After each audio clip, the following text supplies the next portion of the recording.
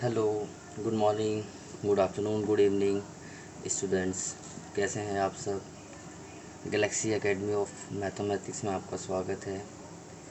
Please मेरा channel subscribe करें, bell icon दबाएं ताकि आपको हर वीडियो मिले।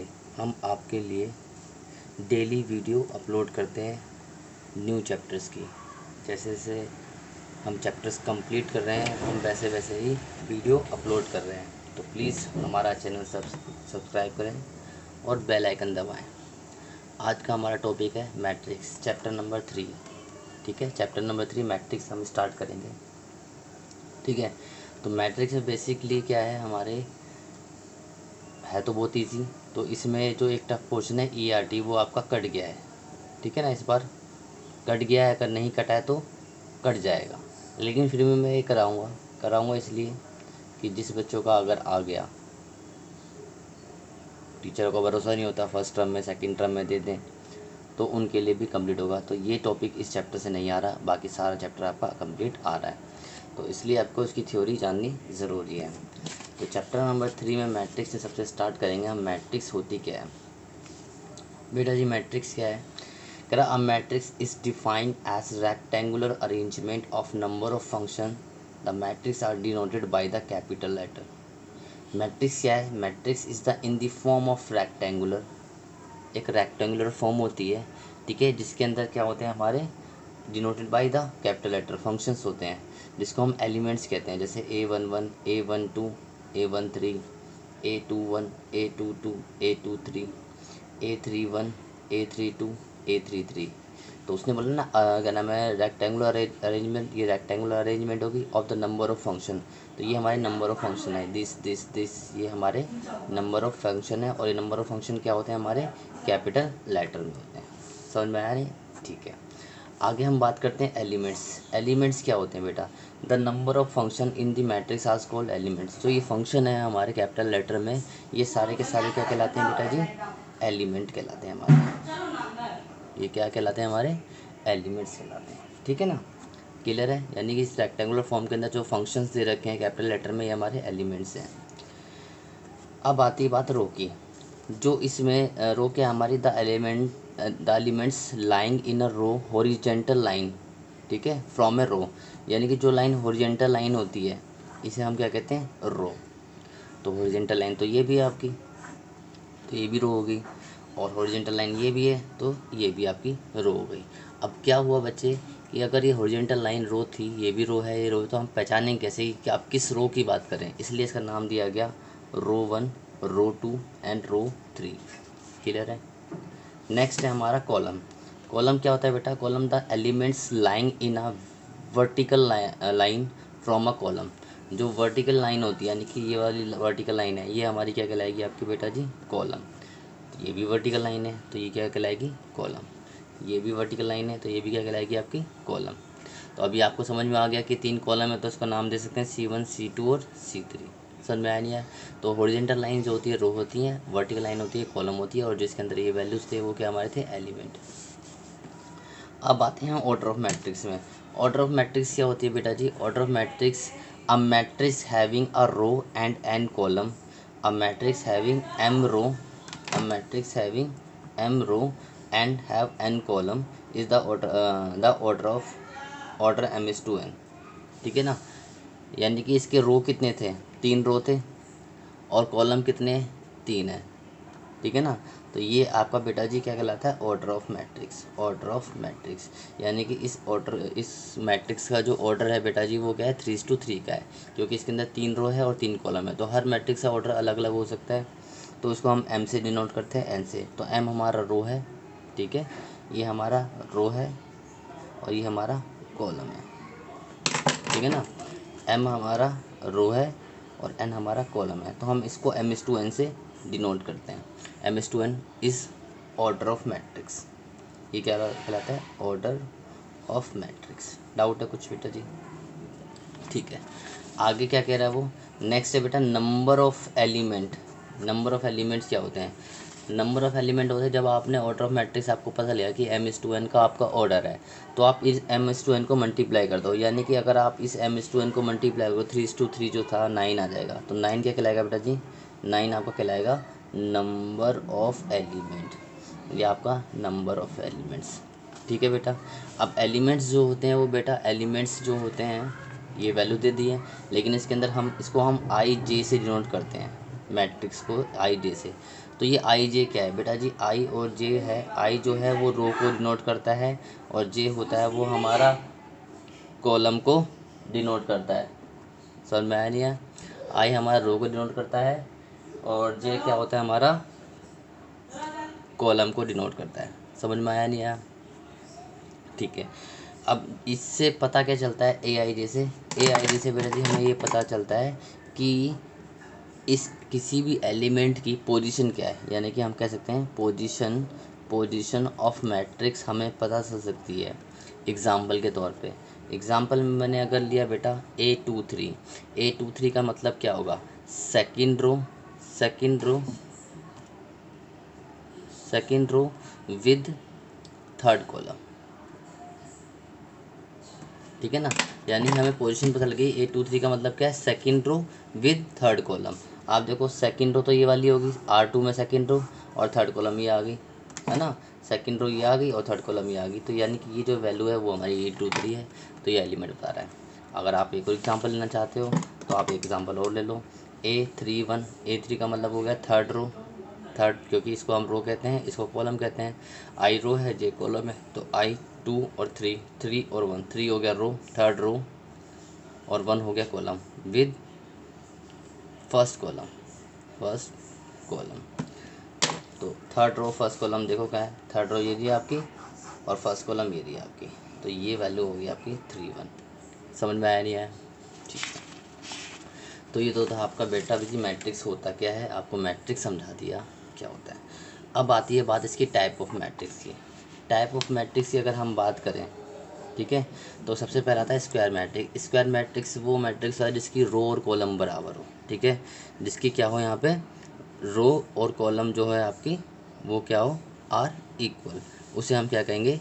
स्क्वायर मैट्रिक्स, जिसकी रो और कॉलम बराबर होती है। इसलिए मैंने शॉर्ट में लिखा है कि इसमें एम और एन क्या होते हैं? बराबर। M is denoted row, N is denoted as column. Row matrix क्या होता है? रो मैट्रिक्स होता है ओनली वन रो। ओनली मतलब क्या है? A matrix which have only single row, जिसके अंदर सिंगल रो होता है उसे हम क्या कहते हैं? Row matrix. इसका एग्जांपल होगा जैसे कि 1 2 3। अब ये मैट्रिक्स क्लोज कर दी मैंने, ठीक है ना? 1 2 3 बना के मैंने मैट्रिक्स क्लोज कर दी। तो यहाँ पे सिर्फ रो, एक ही रो है। अब बताओ इसके अलावा कोई और रो आ रही है? नहीं आ रही है। तो ये हमारा रो मैट्रिक्स है। ठीक है। कॉलम मैट्रिक्स क्या होती है? Column matrix only one column, यानी कि दूस matrix which have only one column, सिर्फ सिंगल कॉलम होता है उसे हम कॉलम मैट्रिक्स कहते हैं। जैसे इसका एग्जांपल हम दे सकते हैं ऐसे करके, ये मैट्रिक्स बना दी रेक्टेंगल फॉर्म में, 1 2 3 डाल दिया, तो इसके अंदर क्या है बेटा? सिर्फ एक ही कॉलम है, तो ये हमारा क्या कहलाएगा? Column matrix. ठीक है बेटा। नेक्स्ट है बेटा diagonal matrix. Diagonal matrix also square matrix. Diagonal matrix क्या होता है? Also square matrix. ठीक है, लेकिन स्क्वायर मैट्रिक्स में क्या होता है कि नंबर ऑफ एलिमेंट्स जो होते हैं नॉन डायगोनल एलिमेंट्स जो होते हैं, जैसे एग्जांपल देता हूँ मैं डायगोनल मैट्रिक्स का। डायगोनल मैट्रिक्स क्या होता है? जिसका मेन डायगोनल्स के अंदर वैल्यू हो, और नॉन डायगोनल्स जो होते हैं, नॉन डायगोनल्स एलिमेंट मतलब जैसे ये सारे जीरो होने चाहिए, बाकी यहाँ पे कुछ भी हो जाए। यानी कि पहली चीज़ तो क्या है? पहली चीज़ कंप्लीट क्या कर रहा है कि वो स्क्वायर मैट्रिक्स तो होना ही चाहिए, यानी कि वो 3:3 या तो वो 2:2 का हो या वो 3:3 का हो। ठीक है, 3 रो हो गई उसकी और 3 कॉलम हो गए उसके, या फिर 2:2 का हो, 5 0 3 2। तो ये डायगोनल मैट्रिक्स नहीं है, यहाँ पे जीरो होना चाहिए। अब ये डायगोनल है कि नॉन डायगोनल्स एलिमेंट जो होंगे वो क्या होना चाहिए? 0 0। वो हमारा क्या कहलाएगा? Diagonal matrix. नेक्स्ट है बेटा जी यूनिट मैट्रिक्स और आइडेंटिटी मैट्रिक्स। ये इंपॉर्टेंट है। यूनिट मैट्रिक्स या आइडेंटिटी मैट्रिक्स को हम डिनोट करते हैं हम आई से। किससे डिनोट करते हैं? आई से।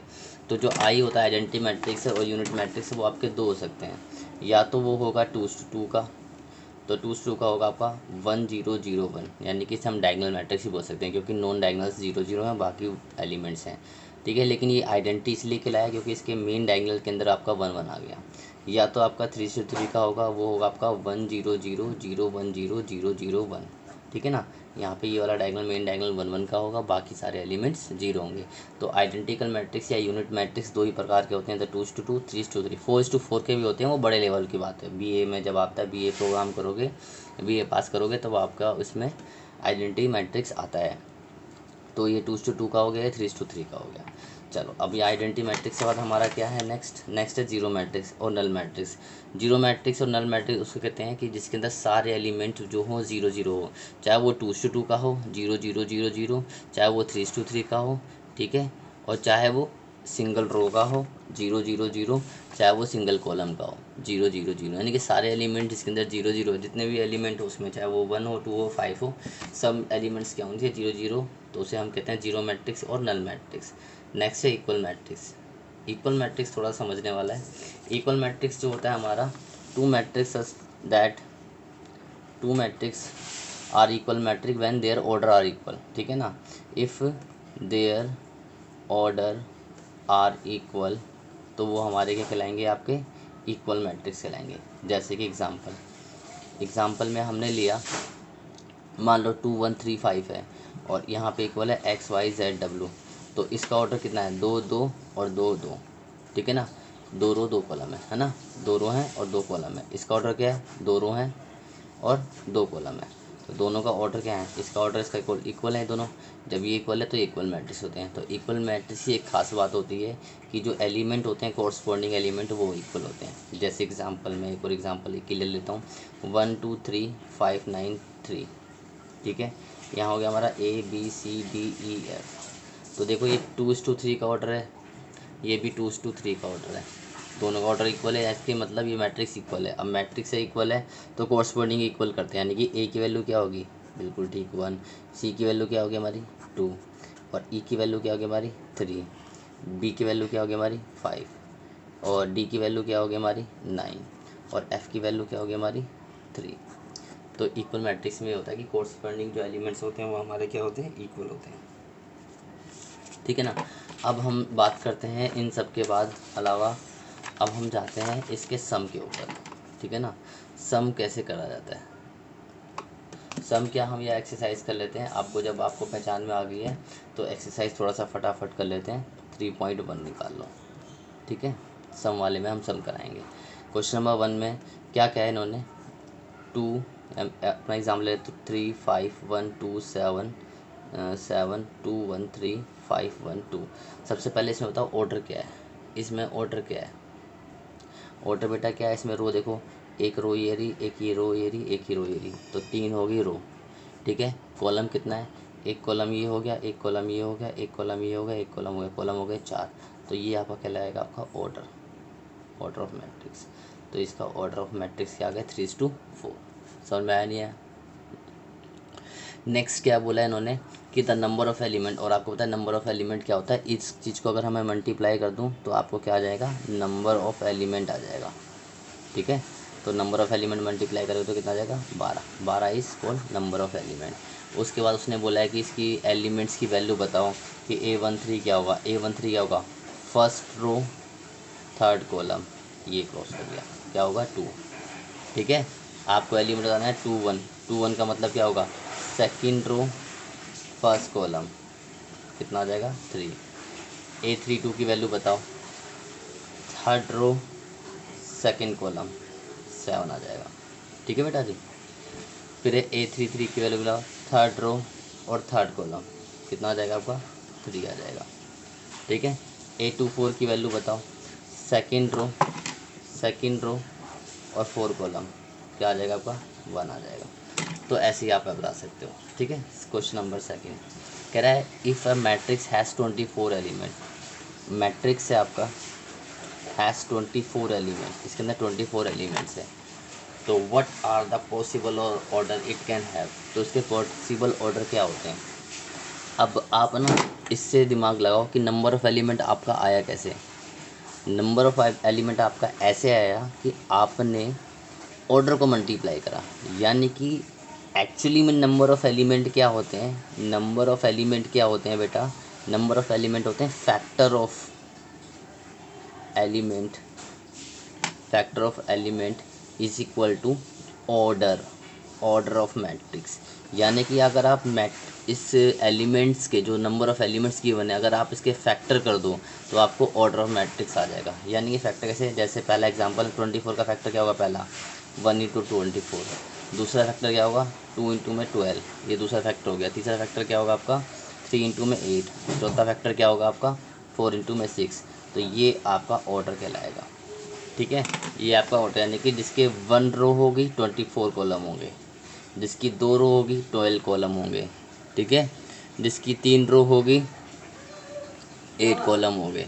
ठीक है, जिसकी 4 रो होगी और 6 कॉलम होंगे। ठीक है, अब अगर ये सारी रो है, ये सारी कॉलम है, क्या ये स्विच हो सकती हैं? बिल्कुल हो सकती है। यानी कि इसके ऑर्डर 24 इंटू 1 भी कहला सकते हैं, 12 इंटू 2 भी कहला सकते हैं, 8 इंटू 3 भी कहला सकते हैं और 6 इंटू 4 भी कहला सकते हैं। तो 4 ऑर्डर ये, तो इस मैट्रिक्स टोटल कितने 8 होंगे ऑर्डर 8। ठीक है, क्वेश्चन नंबर सेकंड में एक पार्ट और बोल रहा है, कह रहा है what if it has 13 element, क्या होगा यदि उसके अंदर 13 एलिमेंट्स हो। तो 13 एलिमेंट होगा तो इसका ऑर्डर या तो 1 इंटू 13 होगा या 13 इंटू 1 होगा। इसके अलावा कोई और पॉसिबिलिटी बनती है, क्योंकि 13 कोई फैक्टर होता नहीं, 30 इज़ अ प्राइम नंबर, अपने आप में ये एक ही फैक्टर होगा। तो यानी कि 1 इंटू 13 या 13 इंटू 1, तो ये आपके 2 मैक्सिमम ऑर्डर बन सकते हैं। ठीक है, क्वेश्चन नंबर थर्ड बेटा जी सेम है। ठीक है, क्वेश्चन नंबर थर्ड आपका सेम है। नेक्स्ट क्वेश्चन की बात करें, क्वेश्चन नंबर 4 में कह रहा है, क्वेश्चन नंबर 4 में कह रहा है कि कंस्ट्रक्शन करना है 2:2 मैट्रिक्स का, जिसमें ए दिया हुआ है आपको ब्रैकेट में AIJ, मतलब आपको 2:2 का बनाना है इसको। तो 2 का मतलब बिल्कुल सिंपल, आप ऐसे समझें कि आपके पास 2 रो होगी और 2 कॉलम होंगे, ऐसा समझ लिया आपने। तो 2 रो ऐसे बनाओ, तो पहला हो जाएगा 1 1, दूसरा हो जाएगा 1 2। तो 1 मतलब फर्स्ट रो, 1 मतलब फर्स्ट रो, और फर्स्ट मतलब फर्स्ट कॉलम सेकेंड कॉलम में। ठीक है ना, A21 A22। तो देखो ये दो रो होगी और 2 कॉलम हो गए, ये एलिमेंट। अब आपको इन सबको फाइंड आउट करना है, किसकी हेल्प से। इन्होंने हिंट दे दिया कि जी आपका AIJ जो होगा वो 3 पार्ट में दे दिया, 3 पार्ट में मैं पहला करवा रहा हूँ, बाकी आप 2 खुद कर लेना। AIJ क्या दिया हुआ आपको, I प्लस J की होल स्क्वायर अपॉन में 2, ये दिया हुआ है।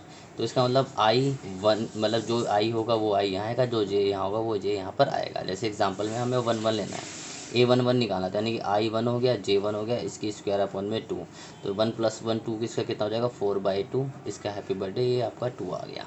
ठीक है बेटा जी, नेक्स्ट है आपका A12 निकालना है, A12 एलिमेंट। तो यानी कि I1 हो गया, J हो गया 2, इसकी स्क्वायर अपॉन में 2, तो ये जगह 1 + 2 की स्क्वायर कितना हो जाएगा आपका 3 का स्क्वायर 9/2, ये एलिमेंट आ गया।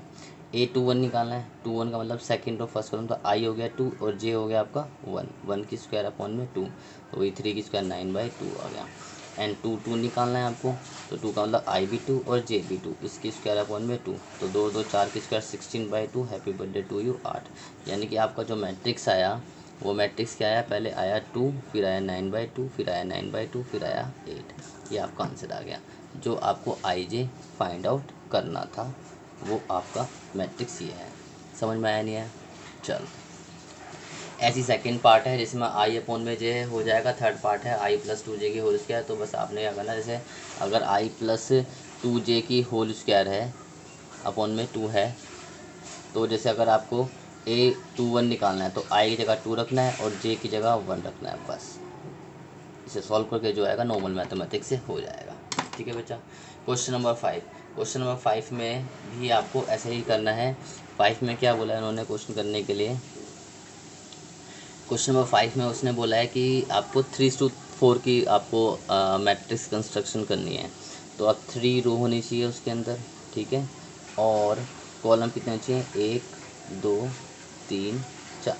तो ऐसे बनाना है आपको, ऐसा नहीं। तो यहाँ से स्टार्ट हो, 1 से स्टार्ट, पहला 1 होगा हमेशा, A1 A1 A1 A1, क्योंकि हम फर्स्ट रो कर रहे हैं। अब 4 कॉलम थे तो A11 A12 A13 A14, समझ में आया नहीं आया। सेकंड में A21 हो जाएगा, A22 हो जाएगा, A23 हो जाएगा, A24 हो जाएगा, A31 हो जाएगा, A32 हो जाएगा, A33 हो जाएगा बेटा, A34 हो जाएगा। ये आपके मैट्रिक्स कंस्ट्रक्शन हो गई। अब जो इन्होंने बोला है वो निकालना है। जैसे कि पहला पार्ट क्या बोला है, ए आई जे है जो आपका कितना है 1/2 मोड में -3i + j। तो मैं आपका कोई एक एलिमेंट निकाल के बताता हूँ। जैसे कि मान लो 2 3 निकालना है, तो A23 की वैल्यू क्या होगी 1/2 -3, आई की जगह हम रख देंगे कितना 2 रख देंगे, और जे की जगह रख देंगे हम 3। बस को सॉल्व कर लो। 1/2 -6 + 3, -6 + 3 क्या होता है -3, तो 1/2 और -3, और आपको होता है मोड से कोई वैल्यू बाहर आती है तो क्या होती है positive 3/2। 3/2 is a final answer. तो A23 की वैल्यू आपकी आ गई 3/2। ऐसे ही आप सारे एलिमेंट फाइंड आउट कर लेंगे जितने भी एलिमेंट दे रखे हैं, ठीक है ना। तो ये सारे सेम क्वेश्चन है। तो 5 के दोनों पार्ट आपके हो जाएंगे। क्वेश्चन नंबर 6 में XYZ की वैल्यू निकालनी है। तो XYZ की वैल्यू निकालनी तो मैंने आपको बताया था इन्होंने क्या कर रखा है। जैसे पहला एग्जाम्पल क्या दिया हुआ आपको 4 दिया हुआ है, 3 दिया हुआ है, x दिया हुआ है, 5 दिया हुआ है, और यहाँ पे क्या दिया हुआ है आपको y 1 z और 5 दिया हुआ है। तो बेटा जी इसमें बोला है कि इसमें XYZ की वैल्यू क्या होगी। तो आपको पता है इसका ऑर्डर कितना है 2 और कॉलम 2 2:2 इसका ऑर्डर है, इसका भी क्या आपका 2:2 ऑर्डर है। जब आपके ऑर्डर सेम है तो और बीच में इक्वल है, इसका मतलब ये कौन सा मैट्रिक्स हो गया इक्वल मैट्रिक्स। इक्वल मैट्रिक्स की पहचान में जब आपको पता लगता है कि ये इक्वल मैट्रिक्स है तो इसका मतलब कोरस्पॉन्डिंग एलिमेंट्स इसके क्या होंगे इक्वल होंगे। यानी कि 4 जो होगा वो हो जाएगा y, 3 हो जाएगा वो हो जाएगा z, x हो जाएगा वो हो जाएगा 1, और 5 तो आपस में इक्वल है ही। समझ में आया नहीं है? तो इसका एक थर्ड पार्ट करवाता हूँ। थर्ड पार्ट ज़्यादा टफ नहीं है बट करवा देता हूँ। x + y प्लस में z दिया हुआ है, x प्लस में z दिया हुआ है, और y प्लस में z दिया हुआ है, इक्वल टू में 9 5 7। तो ये यहाँ पे देखो 1 कितनी रो है इसकी 1 2 ऐसे करके एरो डालो समझ में आ जाएगा। 3 रो हैं और कॉलम क्या है सिर्फ एक है। तो इसमें भी क्या है 3 रो हैं और एक कॉलम है। तो 3:1 3:1 दोनों के ऑर्डर क्या है सेम है। तो क्या होगा x + y + z जो होगा वो इक्वल हो जाएगा आपका। क्वेश्चन नंबर 6 करवा रहा हूँ बेटे। ये हो जाएगा आपको किसके 9 के कोरस्पॉन्डिंग एलिमेंट। x + z किसके इक्वल हो जाएगा आपका 5 के, और y + z किसके इक्वल हो जाएगा 7 के। बस इनको सॉल्व कर दो नॉर्मली, ये कट जाएगा, ये हो जाएगा x - y, या छोड़ो इन्हें सॉल्व मत करो। जैसे कि x + z की वैल्यू कितनी आ गई 5 दे रखी है ना, x + z की वैल्यू क्या है आपकी 5 है। तो x + z की वैल्यू रिप्लेस कर दो कितनी 5 प्लस में y = में 9, तो y की वैल्यू आ जाएगी 4, है कि नहीं है। दूसरी आपको दे रखा था y + z जो दिया हुआ है आपको y + z दिया हुआ है आपको 7। तो y + z की वैल्यू भाई x + y + z कितना दिया हुआ है आपको 9 दिया हुआ है। तो y + z की वैल्यू कितनी दे रखी है आपकी 7। तो x की वैल्यू आ जाएगी आपकी 2। 7 तक मैं x बदल गया y बदल गया, z निकालना है तो इसमें रिप्लेस करना z आ जाएगा। यानी कि x की वैल्यू 2 y की वैल्यू 4 z = में 9, तो z की वैल्यू 4 2 6 3 आ जाएगा। तो 2 3 और 4 ये आपकी XYZ की वैल्यू हो जाएगी। ठीक है बेटा। क्वेश्चन 7 में भी ऐसी है, एलिमिनेशन मेथड से आप ABCD निकाल सकते हो। क्वेश्चन नंबर 8 की बात करूँ मैं, इसके अंदर 8 में क्या दिया हुआ है कि आपको बताया कि इसे स्क्वायर मैट्रिक्स, ठीक है स्क्वायर मैट्रिक्स है। तो स्क्वायर मैट्रिक्स से आपको बस दिमाग में घुसना चाहिए कि जिसके रो और कॉलम क्या होते हैं इक्वल होते हैं, और रो को हम डिनोट करते हैं m से, कॉलम को डिनोट करते हैं n से। तो आपका m और n यानी कि सी इज़ अ राइट आंसर। ठीक है। Next question number 9। Question number 9 में क्या बोला है, which of the given value x and y make the following pair matrix equal. अब इन्होंने बोलते हैं मैट्रिक्स इक्वल है, तो 3x + 7 5 y प्लस में 1 और 2 - 3x। ठीक है।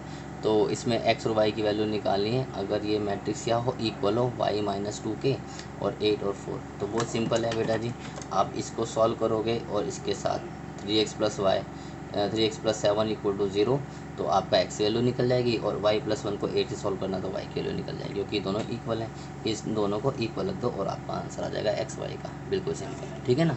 नेक्स्ट क्वेश्चन नंबर 10 और लास्ट क्वेश्चन इस एक्सरसाइज का क्या बोला है बेटा जी, the number of all possible matrix of order 3:3। यानी कि ऑर्डर जो है आपके कितने हैं बेटा जी 3:3 का ऑर्डर है आपका, ठीक है ना 3:3 का ऑर्डर है।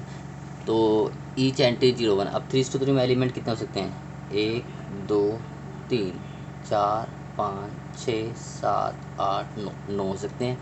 अब उसने बोला है कि हर एक की एंट्री या तो 0 डालोगे या फिर 1 डालोगे, हर किसी एलिमेंट में या तो 0 या फिर 1, 0 या 1, 0 या 1, 0 या 1, 0 या 1, ठीक है बेटा, हर एलिमेंट में आप या तो जीरो डाल सकते हो या एलिमेंट डाल सकते हो वन। तो आपको number of all possible matrix क्या बनेंगे, तो number of all possible matrix जो बनेंगे आपके, तो वो बन जाएंगे बेटा जी, हर एलिमेंट को क्या कर सकते हैं, जीरो और वन से कर सकते हैं, यानी कि दो ही तरीके हैं। ठीक है, इसको हम नंबर ऑफ वेज भी बोल सकते हैं। ठीक है जी, हम इसको 7 चैप्टर से करेंगे 11 क्लास में, परमुटेशन कॉम्बिनेशन। तो 2 की power 9, 9 is the number of elements. Number of elements कितने थे, 9 थे। तो 2 की पावर 9 जो भी आंसर आएगा वो आपका आंसर होगा। तो देखो 2 दूनी 4, 2 दूनी 8, 2 दूनी 16, 2 दूनी 32, 2 दूनी 64, 2 दूनी ऐसे करके करोगे तो आपका आंसर 512 आ जाएगा। सॉल्व कर लेना, ठीक है ना। तो ऐसे करना है। तो यहाँ पे ब्रैकेट के अंदर 2 आया और बाहर पावर में आया 2, तो हम इसे कह सकते हैं कि जो आप एलिमेंट रिप्लेस कर सकते हो, रिप्लेस एलिमेंट, और वो पावर में क्या आएगा, नंबर ऑफ एलिमेंट, आप ये कह सकते हो। ये आपका number of all possible values होंगी। ठीक है बच्चे, अब आते हैं इस ऑपरेशन ऑफ मैट्रिक्स में। ऑपरेशन ऑफ मैट्रिक्स में आपका प्लस आता है, माइनस आता है और मल्टीप्लाई आता है, डिवाइड आपका नहीं आता है। ठीक है जी, तो हम इसमें प्लस माइनस की बात करेंगे। तो 3.2 एक्सरसाइज हम निकाल रहे हैं।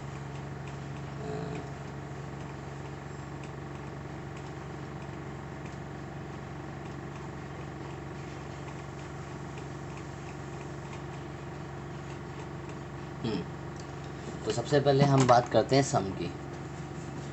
तो आज हम सम और प्रोडक्ट पे ही ज़्यादा ध्यान देंगे, आज की क्लास में से इतना बहुत है। तो सबसे पहले सम करना है। अगर दो मैट्रिक्स का अगर आपको सम करना है, ठीक है, sum of two matrix, sum of two matrix, तो बेटा जी ऑर्डर जो होने चाहिए, order must be same, must be same. उन दोनों के जो ऑर्डर होने चाहिए आपके, वो आपके सेम होने चाहिए। अगर ऑर्डर सेम नहीं है तो सम नहीं हो सकता। जैसे कि अगर मैं बोलूँ 2 1 3 5 और मैं बोलूँ 5 1 3 2 7 9, क्या ये दोनों प्लस हो सकते हैं? नहीं हो सकते प्लस। क्यों? क्योंकि इसका ऑर्डर 2:2 है, इसका ऑर्डर 2:3 है, 2 रो हैं, इसके 3 कॉलम आ गए, तो ये प्लस नहीं हो सकते, यानी कि ये क्वेश्चन ही गलत है। अगर मैं बोलूँ ये 2 1 3 2 है, प्लस करना है 5 1 2 3 के साथ, माइनस ले लेते हैं एक एलिमेंट्स में, तो क्या प्लस? बिल्कुल हो सकते हैं, क्योंकि इसका ऑर्डर 2:2 है, इसका भी ऑर्डर 2:2 है। तो जैसे हम इक्वल में हम कोरस्पॉन्डिंग को इक्वल करते थे, यहाँ पे भी हम इक्वल में हम कोरस्पॉन्डिंग एलिमेंट को ऐड कर देंगे, यानी कि 2 प्लस का 5 हो जाएगा, इसको इसके साथ जोड़ेंगे, इसको 3 + 2 कर देंगे, इसको 1 + 1 कर देंगे, इसे 2 + 3, लेकिन यहाँ माइनस ही तो माइनस लगा देंगे। बस जो भी आपका आंसर आ जाएगा वो आपका +7 2 5 -1, this is the final answer. ठीक है बेटा, नेक्स्ट है आपका सब्ट्रैक्ट।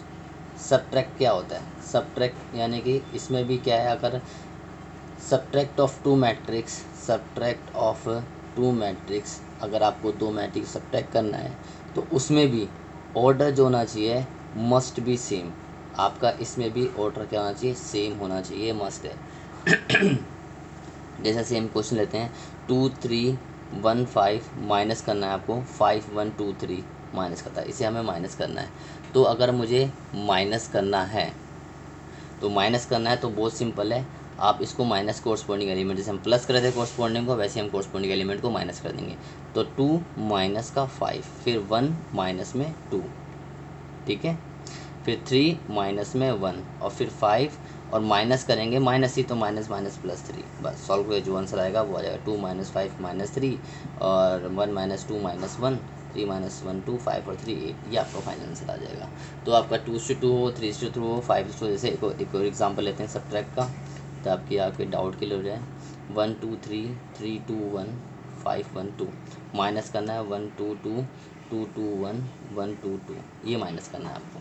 तो कर दो, कैसे करेंगे हम? इसमें से ये माइनस करेंगे 0, 3 - 2 करेंगे 1, 5 - 1 करेंगे 4, 2 - 2 करेंगे 0, 2 - 2 करेंगे 0, 1 - 2 करेंगे -1, 3 - 2 करेंगे तो 1, 1 - 1 करेंगे तो 0, 2 - 2 करेंगे तो 0।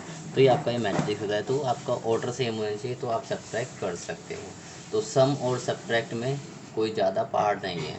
अब जो बताने जा रहा हूँ, इसके अंदर एक चीज़ और ध्यान दे लेते हैं कि अगर मान लो आपका एक ए मैट्रिक्स है, वो आपका 3 1 5 2 है, और आपको 5A निकालना है। तो 5A का मतलब है each and every element multiply by 5, सारे एलिमेंट को 5 से मल्टीप्लाई करना पड़ेगा। जब ए मैट्रिक्स रेक्टेंगुलर फॉर्म में दिया हुआ है तो आपको 5A निकालने के लिए सारे एलिमेंट को 5 से मल्टीप्लाई करना पड़ेगा। 5 3 15, 5 5 25, 5 1 5, 5 2 10, ये आपका 5A आ गया। तो ऐसे ही आप 3A निकाल सकते हो, ठीक है। 5 है, 7 है, जो भी निकालना हो आप बस मल्टीप्लाई करना पड़ेगा each and every element. Next है आपका मल्टीप्लाई। ये थोड़ा सा पेचीदा है, ज़्यादा भी नहीं है इतना। मल्टीप्लाई क्या होता है बेटा जी? मल्टीप्लाई करने के ऑर्डर जो होने चाहिए बेटा, ठीक है ना, order may be same, may be equal. आपके ऑर्डर जो होते हैं सेम भी हो सकते हैं और नहीं भी हो सकते हैं। तो आपका मल्टीप्लाई फिर पता कैसे चलेगा कि ये मल्टीप्लाई हो रहे हैं? तो मैं बताता हूँ कैसे होंगे। इफ़ रो ऑफ, इफ़ जैसे आपको मल्टीप्लाई करना है इसमें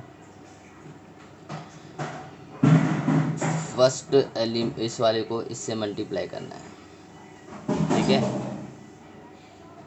तो आपका अगर इसकी रो और इसकी कॉलम इक्वल है तो मल्टीप्लाई हो जाएंगे आपके। यानी कि आप लिखोगे if row of first matrix is equal to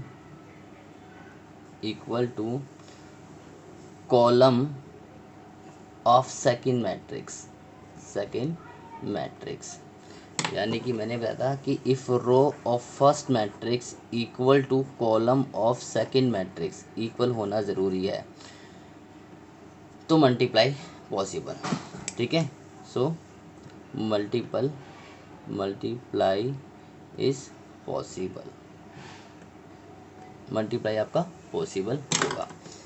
यानी कि जैसे कि अगर मैं बोलूँ कि m/n है, ये आपका m1 और n1 है, तो इसका मतलब इसकी रो और इसकी कॉलम, यानी कि आपका m और m1 ये दोनों इक्वल होना चाहिए। आपका m और m1 इक्वल होना चाहिए, ठीक है ना। नेक्स्ट इम्पोर्टेंट बात इसके अंदर, इसमें इम्पोर्टेंट बात है the order of new matrix after multiplication after multiplication order of new matrix क्या होगा? न्यू मैट्रिक्स का ऑर्डर क्या होगा? तो बेटा जी ये क्वेश्चन 1 नंबर का आ चुका है पेपर में, फाइनल बोर्ड में, एक बार नहीं 2 या 3 बार आपका फाइनल बोर्ड में आ चुका है। 2018 में या उससे पहले भी आपका 2-3 बार आ चुका है, ठीक है। तो नया ऑर्डर क्या होगा? जब आप देखते हो कि अगर इसका रो और कॉलम बराबर है तो मल्टीप्लाई पॉसिबल, देन या मल्टीप्लाई तो होगा। तो ऑर्डर ऑफ मैट्रिक्स जो ये बचा आपका n और ये वाला n बचा n1, तो ये आपका न्यू ऑर्डर होगा। यानी कि न्यू ऑर्डर को हम क्या कह सकते हैं? न्यू ऑर्डर को कह सकते हैं कॉलम ऑफ फर्स्ट मैट्रिक्स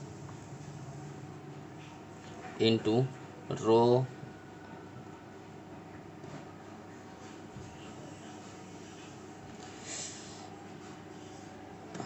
नहीं, column of first matrix equal to row matrix तभी मल्टीप्लाई होता है। ये थोड़ा गलत हो गया बेटा जी, ये आपका गलत पढ़ा दिया थोड़ा सा मल्टीप्लाई।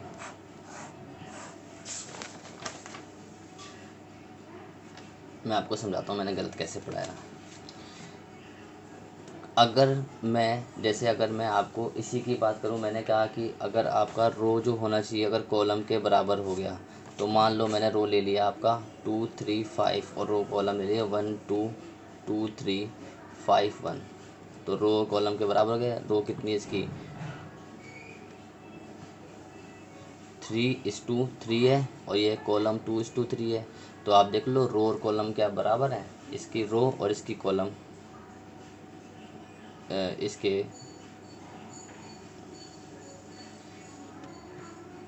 इसकी रो और कॉलम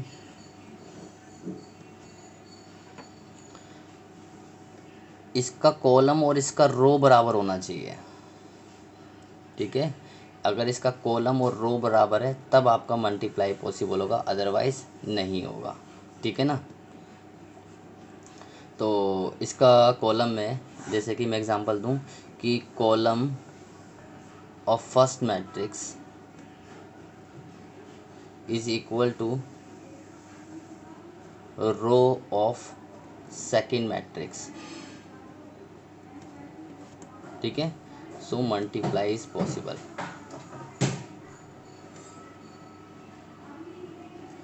ठीक है। ये चीज़ सही है, column of first matrix is equal to row of second matrix, second matrix की रो के बराबर होगा। यानी कि अगर आपका दिया हुआ है आपको 2:3 दिया हुआ और 3:5 दिया हुआ है, ये दोनों अगर इक्वल हैं आपके, ये दोनों इक्वल हैं तो ये कट जाते हैं, और बाकी जो ऑर्डर बचता है 2:5 में, ये आपका न्यू ऑर्डर होगा, न्यू ऑर्डर ऑफ मैट्रिक्स, ठीक है। यानी कि जो न्यू ऑर्डर है आपका, न्यू ऑर्डर होगा ऑफ मैट्रिक्स का, क्या होगा बेटा जी, वो 2:5, यानी कि row of first matrix multiply column of second matrix, ठीक है ना। तो वो मैंने थोड़ा सा हो गया था भूल चुक, सॉरी उसके लिए। तो आपका ये चीज़ होनी चाहिए, अगर आपका column of first matrix equal है रो ऑफ सेकंड मैट्रिक्स है तो आपका मल्टीप्लाई होता है, अदरवाइज नहीं होता है। और आपका न्यू ऑर्डर जो होता है, इसका रो इसका कॉलम आता है। तो ये एक नंबर का क्वेश्चन पेपर में आया हुआ है, पहले 2-3 बार बोर्ड में आया हुआ है, ठीक है ना। जैसे एग्जांपल में बोलूँ, अगर एक मैट्रिक्स 3:3 का है, दूसरा मैट्रिक्स 2:5 का है, तो क्या ये मल्टीप्लाई हो सकते हैं? नहीं हो सकते, क्योंकि इसका कॉलम इसका रो इक्वल नहीं है, तो ये मल्टीप्लाई नहीं हो सकते, ठीक है। तो हम एग्जाम्पल के तौर पर क्वेश्चन करते हैं मल्टीप्लाई के लिए, कि सपोज़ करो आपके पास एक मैट्रिक्स है 2:3 का, 2 1 5 3 0 2, ठीक है, और 1 2 3 5 1 2 7 2 9, 3:3 का है। अब देखो मैंने क्या करा, इसका कॉलम और इसकी रो दोनों की दोनों क्या है, इक्वल है, तो ये बेटा जी ये मल्टीप्लाई हो जाएंगे, ठीक है, मल्टीप्लाई हो जाएंगे बिल्कुल। न्यू ऑर्डर क्या आएगा इसका, न्यू ऑर्डर क्या होगा, वो आएगा आपका 2:3, यानी कि इसका रो और इसका कॉलम, ठीक है ना, ये वाला रो और ये वाला कॉलम, ये इसका ऑर्डर आएगा, ठीक है ना। तो मैं एक बार मल्टीप्लाई करता हूँ और उसके बाद हम चर्चा करेंगे मल्टीप्लाई होता कैसे है, ठीक है ना। तो इसको इससे करेंगे, कितना आएगा, 2 1 जा 2 प्लस 1 2 जा 2 प्लस 3 3 जा 9, फिर 2 5 जा 10 प्लस 1 1 जा 1 और प्लस में 3 2 जा 6, फिर नेक्स्ट 2 1 को इससे करेंगे तो कितना आएगा आपका 2 7 जा 14 प्लस 1 2 जा 2 और प्लस 3 9 जा 27। ये मैट्रिक्स यहाँ पे क्लोज करेंगे, ये गलती से हो गया। फिर अगला है, इसको करेंगे, कितना आएगा 5 1 जा 5 0 और 2 3 जा 6, ऐसे मल्टीप्लाई, रो को कॉलम करना है। तो 5 5 जा 25, 0 इंटू 1 0 और 2 इंटू 2 4, फिर 5 2 5 7 जा 35, 0 इंटू 2 0 और 2 इंटू 9 18। अब इनको जो भी ऐड करके आएगा, 9 2 11 2 13, ठीक है, 16 17 हो जाएगा ये, 29 29 30 40 43 43 हो जाएगा, ये 6 5 11 हो जाएगा, 25 4 29 हो जाएगा, 8 5 13 3 4 5 13। ये आपका देखो, इसकी रो कितनी है 2 और कॉलम कितने हैं 3, तो 2:3 वही ऑर्डर है जो आपको मैंने बताया, ठीक है ना। अब दिक्कत आती है बच्चों को, मैं मल्टीप्लाई कर रहा हूँ, आप कह रहे होंगे कर क्या रहे हैं सर, समझ में नहीं आ रहा है, तो इसको भी हम थोड़ा सा सीखते हैं कि हाउ टू मल्टीप्लाई।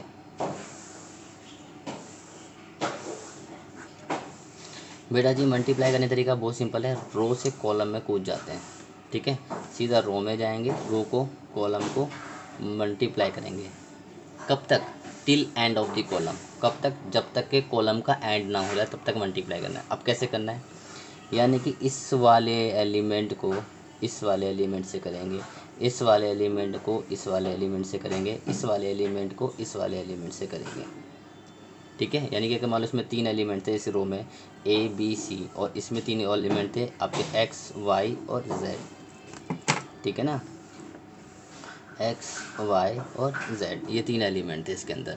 तो आप क्या करोगे, इस रो को करोगे तो each and every element corresponding element multiply होता है, यानी कि A को मल्टीप्लाई किससे करा जाएगा, ए को मल्टीप्लाई किया जाएगा एक्स से, बी को मल्टीप्लाई किया जाएगा वाई से, ठीक है, सी को मल्टीप्लाई किया जाएगा जेड से। कोर्सपॉन्डिंग एलिमेंट मल्टीप्लाई होते हैं, और जब ये मल्टीप्लाई होते हैं तो बीच में इनका साइन क्या होता है, प्लस का, तो ये आपका एक एलिमेंट आता है, ठीक है। यानी कि आप इसमें लाइन लिख सकते हो, one row multiply with one column is create a single element.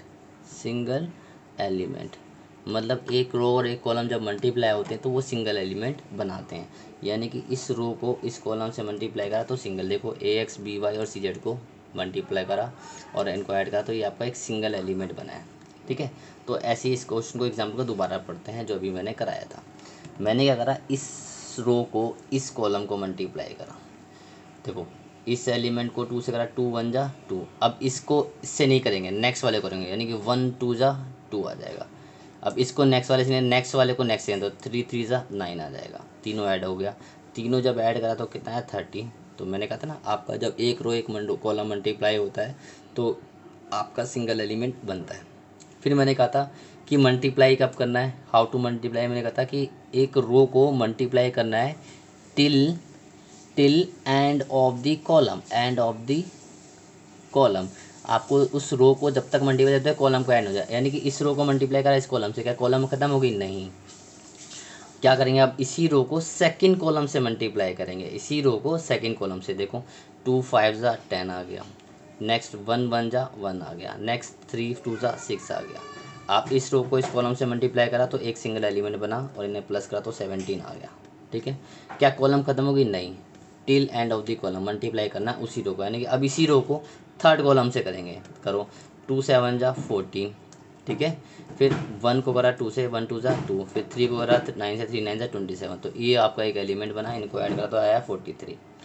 अब इस रो को नेक्स्ट, अब कोई कॉलम है, मैंने कहा था till end of the column, column का एंड हो गया, मैट्रिक्स क्लोज हो गई, मैट्रिक्स क्लोज। जैसी कॉलम का एंड, मैट्रिक्स क्लोज। अब इसी प्रकार हम सेकंड रो के पर जाएंगे, सेकंड रो को फर्स्ट कॉलम, सेकंड रो को सेकंड कॉलम, सेकंड रो को थर्ड कॉलम से, ऐसे ही थर्ड रो, लेकिन थर्ड रो तो है ही नहीं इसके अंदर, तो बस ये आपका पूरा मैट्रिक्स बन जाएगा, ये आपका आंसर आ जाएगा, ठीक है। तो एक क्वेश्चन हम मल्टीप्लाई का क्वेश्चन करते हैं और फिर हम छुट्टी करते हैं, ठीक है बच्चे। तो मल्टीपल का क्वेश्चन मैं आपका बुक से ले लेता हूँ। 3.1 में आपका पहला क्वेश्चन, दूसरा क्वेश्चन, तीसरा क्वेश्चन हो जाएगा, ठीक है। और मैं आपको क्वेश्चन नंबर 3 का करवा रहा हूँ, थर्ड पार्ट या थर्ड का 5th पार्ट करवाता हूँ ताकि आपको इजी लगे। क्वेश्चन नंबर 3 का 5th पार्ट क्या दिया हुआ आपको बेटा जी, 2 1 3 2 और -1 1, ठीक है। और ये है 1 0 1 -1 और 2 1। अब पेपर में क्वेश्चन एक नंबर कैसे पूछ सकता है, कहेगा कि a matrix have 3 row and 2 column, ठीक है। क्वेश्चन क्या होगा आपका, a matrix have 3 row 2 column, या फिर डायरेक्ट बोलेगा a matrix have the order is 3 into 2 and second matrix जो है आपका, सेकंड मैट्रिक्स का ऑर्डर है क्या है 2:3। तो क्या कह रहा है कि इसका ये मल्टीपल पॉसिबल है, बिल्कुल है, क्योंकि इसकी कॉलम इसकी रो इक्वल है, तो ये मल्टीपल पॉसिबल है। और नया क्वेश्चन पूछेगा कि what is the new order after multiplication, तो ये 3:3 इसका आपका आंसर होगा। तो देखो करते हैं इसको। तो देखो मैंने क्या बताया था कि आपको रो को कॉलम से करना है, करो मल्टीप्लाई, इस 2 को करो, इसको 2 1 जा 2। क्या अब 2 इससे होगा, नहीं बेटा जी। अब सेकंड एलिमेंट को सेकंड से, तो 1 1 जा 1, तो माइनस का 1 आएगा, क्योंकि प्लस माइनस माइनस होता है, ठीक है। नेक्स्ट क्या होगा आपका, नेक्स्ट